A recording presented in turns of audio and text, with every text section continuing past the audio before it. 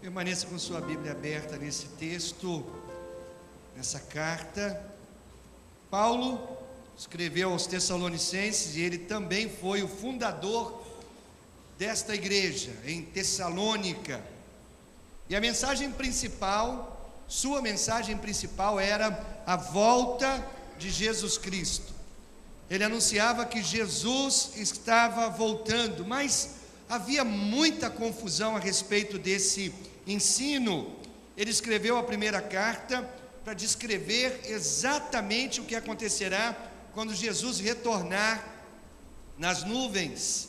E ele diz assim na sua primeira carta, capítulo 4, versículo 16 e 17, diz assim: os mortos em Cristo ressuscitarão primeiro, depois disso, os que estivermos vivos, seremos arrebatados juntamente com Ele nas nuvens para o encontro com o Senhor nos ares.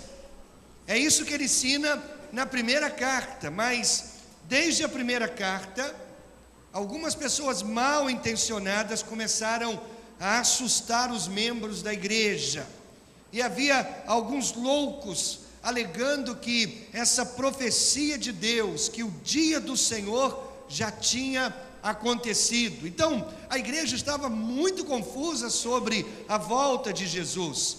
Algumas outras pessoas alegaram ter uma outra carta que Paulo escreveu, que dizia que Jesus já havia retornado. A igreja estava com medo. Então Paulo enviou uma segunda carta para tranquilizá-los de que Jesus ainda não havia retornado. E no processo de corrigir esse erro, então Paulo estabelece o que nós chamamos de agenda profética de Deus. Nessa passagem ele também apresenta a figura maligna que a Bíblia chama de anticristo. Vamos ver o texto de 2 Tessalonicenses 2, de 1 a 7, diz assim a palavra do Senhor: irmãos, quanto à vinda de nosso Senhor Jesus Cristo e a nossa reunião com Ele, rogamos a vocês que não se deixem abalar, nem alarmar tão facilmente, quer por profecia, quer por palavra, quer por carta supostamente vinda de nós, como se o dia do Senhor já tivesse chegado. Não deixem que ninguém os engane, de modo algum. Antes daquele dia virá a apostasia, e então será revelado o homem do pecado, o filho da perdição. Este se opõe e se exalta acima de tudo que se chama Deus ou é objeto de adoração, chegando até a assentar-se no santuário de Deus, proclamando que Ele mesmo é Deus. Não se lembram de quando eu ainda estava com vocês? Costumava lhes falar essas coisas? E agora vocês sabem o que está detendo, o que o está detendo, para que ele seja revelado no seu devido tempo. A verdade é que o mistério da iniquidade já está em ação, restando apenas que seja afastado aquele que agora o detém. Irmãos, o dia do Senhor é uma expressão bíblica e ela é mencionada 34 vezes na Bíblia, o dia do Senhor. Agora veja bem, o dia do Senhor não significa um período de 24 horas, não é isso. O dia do Senhor se refere ao tempo em que Deus virá e vai intervir de maneira dramática na história da humanidade. E Deus colocará em movimento os acontecimentos do fim do mundo. É verdade. A história tal qual nós a conhecemos, a história da humanidade vai ter um fim. Nós chamamos de fim do mundo.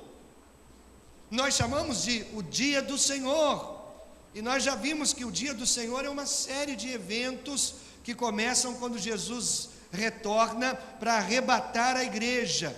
E vai se estender por 1000 anos de reinado de Cristo na terra, também chamado de milênio. Agora veja só, se você está um pouco confuso sobre esse assunto, não se sinta sozinho. Assim também estiveram os crentes em Tessalônica, eles estavam confusos. Então Paulo aponta para duas coisas que devem acontecer antes do início do dia do Senhor. Duas coisas, nós vamos vê-las. E Paulo também nos dá a dica para entender os acontecimentos mundiais durante esse tempo. Então veja, antes do dia do Senhor, duas coisas terão que acontecer. Primeiro, a igreja será removida antes do dia do Senhor. Removida, arrebatada. Paulo começa sua correção escrevendo o seguinte, no versículo 1: irmãos, quanto à vinda de nosso Senhor Jesus Cristo e a nossa reunião com Ele.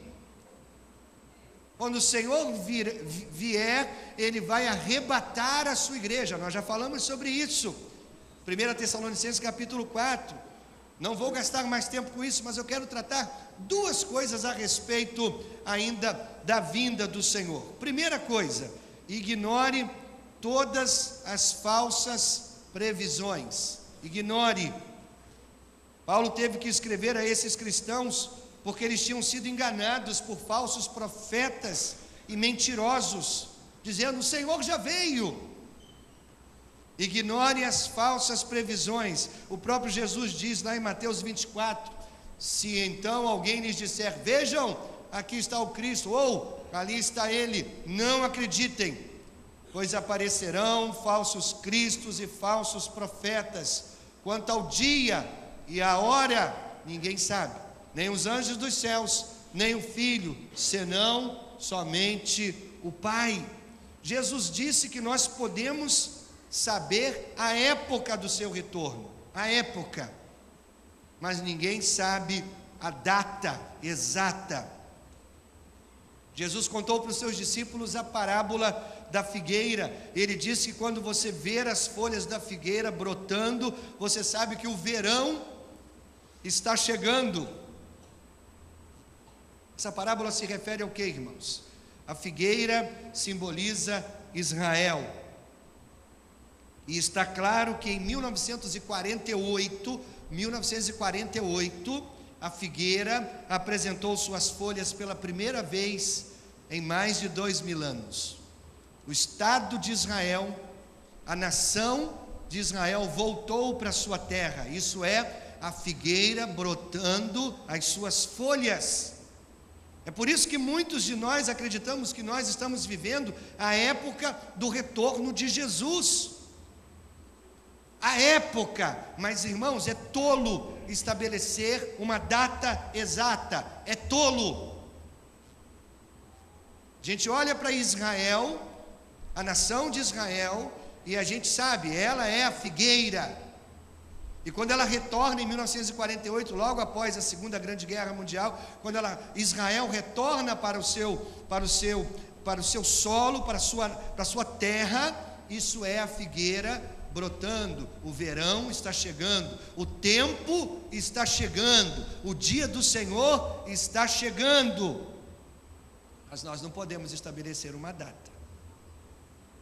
Em 1843, um pregador batista, olha só, um pregador batista, em 1843, chamado William Miller, ele previu que Jesus retornaria numa determinada data.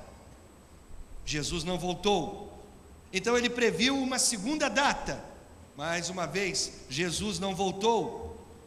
Aí os seus seguidores começaram a dispersar, e finalmente eles fundaram a igreja, os Adventistas do Sétimo Dia. 1914, Charles Russell afirmou que Jesus retornaria. Poucos anos depois, ele identificou a Primeira Grande Guerra Mundial como a Batalha do Armagedon. Ele errou. Dos seus seguidores que restaram, fundaram os Testemunhas de Jeová. Em 2011, um homem chamado Harold Camping, nos Estados Unidos, gastou milhares de dólares em outdoors e outros tipos de mídia, anunciando que Jesus voltaria no dia 21 de maio de 2011. Errou de novo. Eu concordo com o escritor Warren Reeves. Ele diz o seguinte: o propósito da profecia bíblica não é que façamos um calendário, mas para formar um caráter. Jesus nos advertiu para não fixar datas para a sua vinda. Os que assim procedem são geralmente perturbadores. Olha só, quando alguém estabelece uma data para o retorno de Cristo, você pode automaticamente chamá-lo de falso profeta. Uma pregadora do Evangelho aqui no Brasil, muito conhecida final da década de 80 e dos anos 90, inícios dos anos 90, pregava na TV com grande estardalhaço, era boa pregadora. Ela foi uma missionária batista, depois entrou para o movimento pentecostal, chamada Valnice Milhomes. Ela previu uma data do retorno de Jesus. Depois disso, desapareceu da mídia. Errou. Ignore os falsos profetas, ignore as falsas previsões. Segunda coisa que eu quero falar a respeito do arrebatamento da igreja, é que quando a igreja for arrebatada, a restrição contra o mal será removida. Eu preciso explicar isso aqui direitinho. Paulo escreveu que há uma força que age no mundo, que está restringindo a revelação do anticristo. Paulo diz que existe no mundo uma força que está agindo, e essa força impede que o anticristo se revele. Onde ele diz isso? Versículo 7, do que nós lemos, capítulo 2. A verdade é que o mistério da iniquidade já está em ação, ou seja, o espírito do anticristo já está no mundo, é o espírito do mal, restando apenas que seja afastado aquele que agora o detém. Então veja, o espírito do anticristo já está no mundo há muitos séculos, mas existe uma força que o detém, uma força que não permite que ele se revele.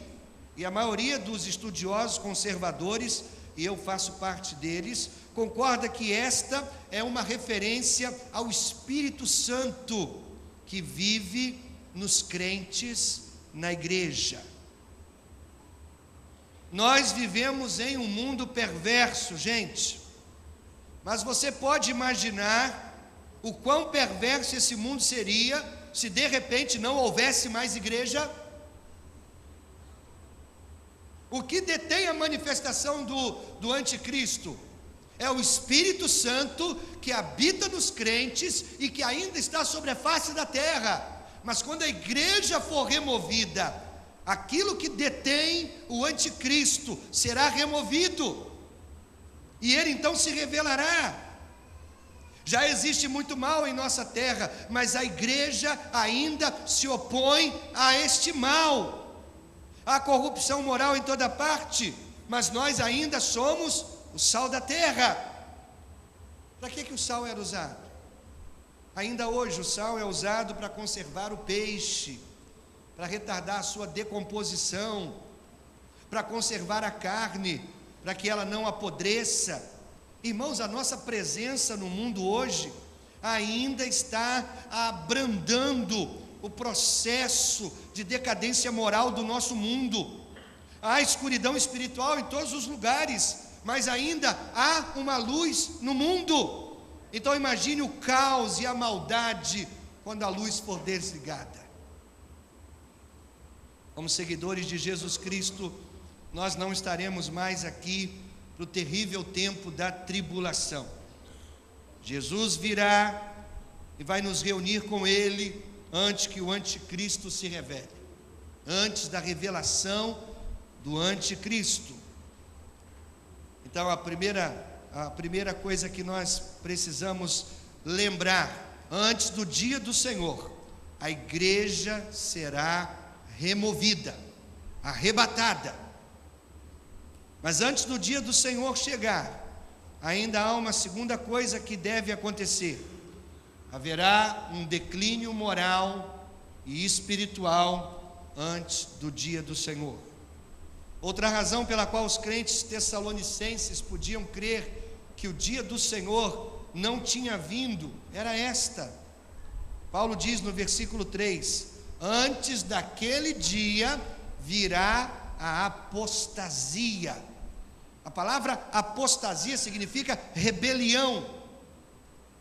Ao longo da história da igreja, houve períodos de apostasia, mas Paulo está se referindo a uma época em que há uma grande revolta contra a verdade de Deus. Paulo está se referindo a uma época em que de fato os homens se levantarão e se oporão de maneira frontal à verdade de Deus. E isso acontecerá não apenas na igreja, mas também na sociedade. Nós já estamos vendo isso, irmãos. Já estamos vendo isso. Muitas igrejas abandonando a verdade absoluta da Bíblia. Muitas igrejas relativizando a Bíblia. Muitos que estão ensinando que o comportamento pecaminoso pode ser aceito e, na verdade, deve até ser celebrado. Nós estamos vendo pessoas que se chamam cristãs trocando o padrão da palavra de Deus por opiniões e pelo politicamente correto. Eles estão ensinando que o único pecado de hoje é o pecado da intolerância. Nós não podemos ser intolerantes, nós temos que ser inclusivos. Então, para ser inclusivos, a gente aceita qualquer tipo de comportamento. Já estamos vendo isso. Quando Paulo escreveu a Timóteo, ele descreveu a condição moral das pessoas nos últimos dias. Veja se isso não soa, irmãos. Eu vou ler e você vai ouvir. Veja se isso não soa como a descrição da cultura do século 21. 2 Timóteo 3, de 1 a 5, eu vou ler na versão viva. Paulo escrevendo: é importante para você saber isto, Timóteo, que nos últimos dias vai ser muito difícil ser cristão, porque as pessoas só amarão a si mesmas e ao dinheiro, serão orgulhosas e fanfarronas, zombarão de Deus, desobedecendo aos pais, sendo ingratas com eles e completamente más, serão duras de coração, nunca se submeterão aos outros, serão sempre mentirosas e desordeiras, e não se incomodarão com a imoralidade, serão rudes e cruéis, escarnecerão daqueles que procuram ser bons, atraiçoarão seus amigos, serão irascíveis, inchadas de orgulho, preferirão se divertir-se a adorar a Deus, irão à igreja, sim, porém não acreditarão realmente em nada do que ouvem. Não se deixe enganar por gente assim. É ou não é uma descrição dos nossos dias? A Bíblia ensina que nos últimos dias haverá movimentos paralelos, dois movimentos paralelos. Haverá um poderoso despertamento espiritual, quando Deus derramará o seu Espírito sobre toda a carne, um movimento de avivamento espiritual. Mas haverá um outro movimento, o aumento da iniquidade. o aumento da imoralidade. O chamado meio termo não vai mais existir. Ou você estará ardendo por Deus, ou você estará distante de Deus. Ou será uma coisa, ou será outra coisa. Eu creio que nós estamos vendo sinais dessa rebelião que Paulo previu que aconteceria antes do dia do Senhor. Antes do dia do Senhor, a igreja será removida. Antes do dia do Senhor, haverá um declínio moral e espiritual terrível. Mas ainda há um sinal claro de que o dia do Senhor ainda não começou. Irmãos, nós estamos vendo sobre o retorno de Jesus, o dia final, chamado Dia do Senhor, e nós vimos que existem duas coisas antes do Dia do Senhor. A primeira, a igreja será removida antes do Dia do Senhor. A segunda coisa que nós precisamos notar é que haverá um declínio moral e espiritual antes do Dia do Senhor. Mas há um sinal claro de que o dia do Senhor começou. Será a revelação do anticristo. A revelação do anticristo sinalizará que o dia do Senhor começou. Paulo escreve no capítulo 2, versículos 3 e 4: antes daquele dia será revelado o homem do pecado. Este se opõe, se exalta acima de tudo que se chama Deus, ou é objeto de adoração. A expressão homem do pecado, Paulo acrescenta uma outra expressão, filho da perdição. Apocalipse capítulo 13, o apóstolo João, tendo uma visão dos últimos dias, ou do dia do Senhor, João escreve a respeito da besta. A besta, em Apocalipse, é o anticristo. A palavra anticristo só aparece 4 vezes na Bíblia. Significa contra Cristo. Contra Cristo. João escreveu na sua primeira carta, capítulo 2, ele diz assim: filhinhos, esta é a última hora, e assim como vocês ouviram que o anticristo está vindo, já agora muitos anticristos têm surgido. Este é o anticristo, aquele que nega o Pai e o Filho. E ainda João menciona o anticristo novamente na sua segunda carta. Após o arrebatamento da igreja, esta pessoa será o primeiro líder verdadeiramente global. Primeiro líder verdadeiramente global. Diante do caos, pense bem, diante do caos do desaparecimento de milhares de pessoas pelo mundo todo, milhões de pessoas pelo mundo todo, diante do caos do desaparecimento da igreja, este homem unirá as nações da terra num mundo globalizado, numa economia globalizada. O anticristo. Nos últimos 100 anos, houve muitos indivíduos erroneamente identificados como o anticristo. Erroneamente. A lista é imensa, eu pesquisei essa semana. Franklin Roosevelt, Mussolini, Hitler, Stalin, John Kennedy, Harry Kissinger, Ayatollah Khomeini, Ronald Reagan, Mikhail Gorbachev, Yasser Arafat, Bill Clinton, Bill Gates, Chapolin, o Mickey, enfim, a lista é enorme. A gente precisa olhar para o que a Bíblia diz a respeito do anticristo. O que a Bíblia diz a respeito do anticristo? Primeiro, ele será um pacifista. Um pacifista. Daniel foi o primeiro profeta a identificar o anticristo. Lá no Velho Testamento, capítulo 9, ele diz assim: com muitos ele fará uma aliança que durará uma semana. No meio da semana ele dará fim ao sacrifício e à oferta. E numa ala do templo será colocado sacrilégio terrível, até que chegue sobre ele o fim que lhe está decretado. Daniel capítulo 9, o anjo Gabriel dá a Daniel uma notável profecia de um período de tempo, que Daniel chama de semana, um período de tempo descrevendo o plano de Deus por muitas eras. Na verdade, Daniel previu até quando o Messias iria nascer, mas Daniel menciona um período de 7 anos, 7 anos, que ele identifica como sendo essa semana. 7 anos é a grande tribulação, nós chamamos de a grande tribulação.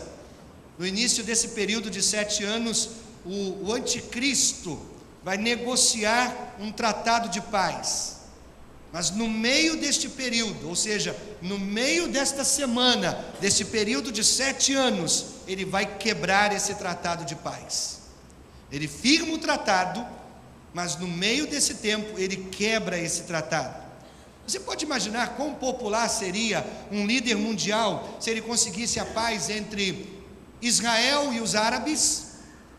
Você poderia imaginar um líder religioso que poderia trazer juntos todos os cristãos, muçulmanos, judeus, hindus, budistas? Esse homem ganharia o prêmio Nobel da Paz. Ele seria o homem na capa das grandes e principais revistas e sites do mundo todo. O anticristo poderia ser um líder muçulmano, por exemplo, um líder muçulmano pacífico, um líder muçulmano moderado. Por exemplo, em 2013, o presidente do Irã, Hassan Rouhani, ele falou na Assembleia das Nações Unidas, e ele enviou uma mensagem para os americanos: olha, iranianos e americanos são tradicionais inimigos, mas o presidente do Irã, em 2013, nas Nações Unidas, manda um recado para os americanos, e ele fala em inglês. Ele diz o seguinte: gostaria de dizer ao povo americano, eu trago paz, eu trago amizade entre iranianos e americanos. Oh, irmãos, parece que estamos prestes a entrar num período de paz mundial. Se você acredita nisso, você deve acreditar também em Papai Noel, e você deve acreditar também que Elvis ainda está vivo. Primeiro, o anticristo, a Bíblia diz, será um pacifista, mas a Bíblia também diz que ele será um perturbador da paz.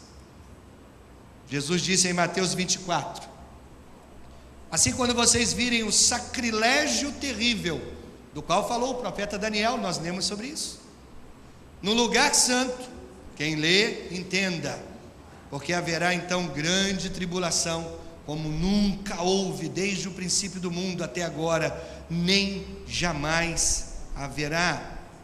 O que Jesus está dizendo aqui? Nós chamamos esse período de tribulação, porque é assim que Jesus também chamou. Paulo afirma no versículo 4 que esse homem vai se assentar no santuário de Deus, proclamando que ele mesmo é Deus. A ideia é que o anticristo, no meio desse período de paz, ele vai se autodenominar Deus, e ele vai até o templo em Jerusalém, onde hoje existe uma mesquita. Aliás, é o terceiro lugar mais sagrado dos muçulmanos, é o Domo Dourado, ou Domo da Rocha. Lá onde estava o templo de Salomão, hoje existe uma mesquita. Mas diz que no tempo do anticristo, no lugar onde está essa mesquita, será reconstruído o templo de Jerusalém, e ele, o anticristo, vai até o templo, e ele se assentará no lugar de Deus, e ele se autoproclamará Deus. Nós ainda não temos o templo, há uma mesquita lá. Eu estudava sobre isso essa semana. A mesquita não está exatamente no lugar onde está o templo. Na verdade, ela está a alguns metros ao lado de onde estava o templo. Na verdade, a mesquita não precisa ser retirada de lá para o templo ser reconstruído. Há espaço para os dois coexistirem, o templo judeu e a mesquita muçulmana. Então não há necessidade de derrubar a mesquita para construir ou reconstruir o templo judeu. Ele pode ser erguido ao lado da mesquita. Quanto tempo isso pode levar? Uma semana? Um mês? Tão rápido quanto for desejado. E então o anticristo poderá se assentar nesse templo e dizer: eu sou Deus. Ele será um pacifista, ele será um perturbador, mas ele será também um perseguidor. A Bíblia diz em Apocalipse 13, veja só sobre a besta, que é o anticristo. A besta foi dada uma boca para falar palavras arrogantes e blasfemas. Ele foi dado autoridade para agir durante 42 meses. Ela abriu a boca para blasfemar contra Deus e amaldiçoar o seu nome e o seu tabernáculo, os que habitam no céu. Foi-lhe dado poder para guerrear contra os santos e vencê-los. As pessoas perguntam se haverá cristãos na grande tribulação. Haverá cristãos na grande tribulação? Ora, a igreja já terá sido removida. Haverá cristãos na grande tribulação? Eu não chamo de cristãos, porque a Bíblia não os chama assim. Eles são chamados de santos. Santos. Os santos da tribulação. Nós podemos chamá-los assim. Os santos da tribulação. Haverá milhares, talvez milhões de pessoas que ainda durante a tribulação colocarão a sua fé em Jesus Cristo, durante a tribulação. De fato, Apocalipse capítulo 7, se você estudar um pouquinho isso, você vai ver que haverá 144 mil evangelistas judeus. Eles se espalharão pelo planeta e eles pregarão Jesus Cristo. E em Apocalipse 14, eles são identificados como sendo os remidos. Mas veja, o custo para seguir Jesus durante a grande tribulação será maior do que nós podemos imaginar, muito maior do que podemos imaginar. O anticristo e os seus seguidores e o seu exército e as suas forças torturarão, matarão a maioria desses santos. Eles são aqueles que não tomarão a marca da besta. Então eles nem sequer serão autorizados a comprar comida. Será uma época de tremendo sofrimento para quem se identifica com Jesus Cristo. Ele será o perseguidor mais brutal dos crentes em toda a história, segundo as próprias palavras de Jesus. Então, qual é a nossa verdade nesta manhã? Não fique perturbado por acontecimentos mundiais caóticos. Deus está no controle. Note novamente a primeira coisa que Paulo escreveu nesse capítulo 2, sobre a volta de Jesus. Ele diz assim: irmãos, quanto à vinda do nosso Senhor Jesus Cristo e a nossa reunião com Ele, rogamos a vocês que não se deixem abalar, nem alarmar tão facilmente. Sempre que Paulo escreveu sobre a segunda vinda, ele disse: encorajem uns aos outros. Ele está nos encorajando a não ficarmos perturbados, abalados, alarmados. Veja, Paulo escreveu essa carta por volta de 54, ano de 54 depois de Cristo. Foi uma época de grande revolta no Império Romano, grande revolta. Cláudius tinha sido o imperador romano e ele tinha chutado todos os judeus e todos os cristãos para fora da Itália. Por isso, a grande perseguição estava apenas começando, na época que Paulo escreveu essa carta. Uma grande perseguição. Em outubro de 54 depois de Cristo, Cláudius morreu envenenado pela sua quarta esposa, Agripina, que também era sua sobrinha. ela lhe deu cogumelos envenenados para que ele comesse. E ela imediatamente colocou o seu filho de 17 anos no trono. O nome dele? Nero. Durante os próximos 15 anos, Nero matou brutalmente milhares de cristãos. Aqueles foram tempos assustadores, mas Paulo lhes disse: não se perturbem, não fiquem alarmados. Esse é um bom conselho para nós hoje também. A palavra abalar, que Paulo usa aqui, né? Ou a palavra abalar, significa, ilustra um navio num mar revolto, sendo jogado de um lado para o outro. Paulo diz: calma, não fiquem alarmados. Você se sente um pouco perturbado ou abalado quando você vê as notícias que estão acontecendo, as coisas que estão acontecendo no mundo? Como nós temos acesso instantâneo a notícias internacionais, nós estamos imediatamente cientes do que está acontecendo no mundo agora mesmo. Por exemplo, há alguns meses, 2 homens-bomba muçulmanos atacaram uma igreja anglicana em Peshawar, no Paquistão. 85 cristãos foram mortos, mais de 100 ficaram feridos. Foi o ataque mais brutal sobre os cristãos na história do Paquistão. No Egito, a Irmandade Muçulmana tem queimado igrejas e matado cristãos. Na Síria, o Estado Islâmico tem decapitado aqueles que eles mesmos chamam de adoradores da cruz. No Egito, muçulmanos radicais se infiltraram nas forças rebeldes e têm destruído igrejas e atacado cristãos. No Quênia, aconteceu um terrível ataque num shopping. Muçulmanos radicais passaram pelos corredores matando todos os não muçulmanos. Sabe como eles faziam? Os terroristas perguntavam às pessoas qual era o nome da mãe de Maomé. Você sabe qual é o nome da mãe de Maomé? Se alguém lhe perguntar, muçulmano tem que saber. Qual o nome da mãe de Jesus? Opa! Qual o nome da mãe de Maomé? Quem não sabia responder era imediatamente executado. Num shopping no Quênia. O número de mortos, 70. Irmãos, à luz dos acontecimentos mundiais, seria fácil para nós ficarmos inquietos, alarmados. Mas novamente a Bíblia nos diz que Deus está no controle. Deus está no controle. Irmãos, eu amo o Salmo, o segundo Salmo, Salmo 2. O salmista está obviamente frustrado no início do Salmo, chateado.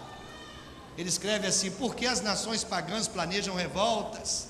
Por que os povos fazem planos tão tolos? Você já se perguntou isso depois que você assiste o noticiário?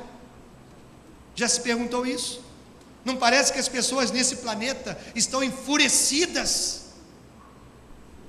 Há coisas acontecendo que parecem ser piores do que nós podemos imaginar, piores.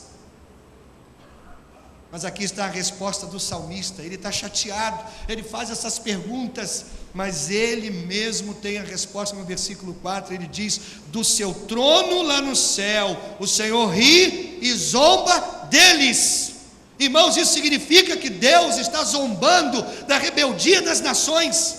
Enquanto estamos apertando as mãos, preocupados com os eventos mundiais, você sabe o que Deus está fazendo? Deus está rindo, porque Deus tem o controle total. Ele não está preocupado. Meu querido, no paraíso não há plano, não há pânico. No paraíso só há planos. Assim como diz a nossa passagem: não fique abalado, não fique alarmado, não fique perturbado com o que está acontecendo no mundo e com o que vai ainda acontecer. Deus está no controle. Controle. Aqui está a palavra de Deus para as pessoas que vivem no mundo conturbado. E eu termino com Isaías 46, 9 e 10. Eu sou Deus, não há nenhum outro como eu. Desde o princípio anunciei as coisas do futuro. Há muito tempo eu disse: o que ia acontecer. Afirmei que o meu plano seria cumprido, que eu faria tudo o que havia resolvido fazer. A profecia, irmãos, é a história ao reverso, é a história de trás para frente. Isso é profecia. Deus já sabe o fim, Deus já olha o fim, o propósito de Deus permanecerá. Jesus disse em João capítulo 10 que se você pertence a Deus, ninguém pode arrancá-lo das mãos do Senhor. Ninguém. Então, mesmo quando você acha que pode estar perdendo o controle, não se preocupe. Deus tem a sua vida nas mãos dele. Nas mãos dele. E nenhuma força no céu, ou nenhuma força na terra, e nenhuma força debaixo da terra pode arrancar a sua vida das mãos do Senhor. Curve a sua cabeça, feche seus olhos. Eu quero que você esteja preparado para o retorno do nosso Senhor. E é por isso que pregamos esses sermões, alertando sobre o dia final. Está chegando. Está chegando. Olha para a figueira, Israel. As folhas estão brotando. O dia do Senhor está chegando. A gente vai olhar para o mundo e vai ver caos, sangue, guerras, fome, violência, injustiça. E não só para o mundo, nós vamos olhar para a casa do nosso vizinho, e talvez para o nosso próprio quintal, e nós vamos ver tudo isso acontecendo. Não se abale, Deus está no controle. No paraíso não há pânico, no paraíso há planos. Deus está no controle. Obrigado, Senhor, que a tua palavra nos alerta de que aquilo que o Senhor planejou há de acontecer, para que, como o Senhor, estejamos firmes, sabendo que o Senhor há de cumprir todos os teus planos e propósitos perfeitos, no tempo exato, no teu tempo. Esperamos por Jesus e cantamos: Maranata, ora vem, Senhor Jesus. Vem, Senhor, tua igreja te espera. Nesses dias, esperamos o Senhor. Dá-nos a tua bênção e a tua graça, em nome de Jesus.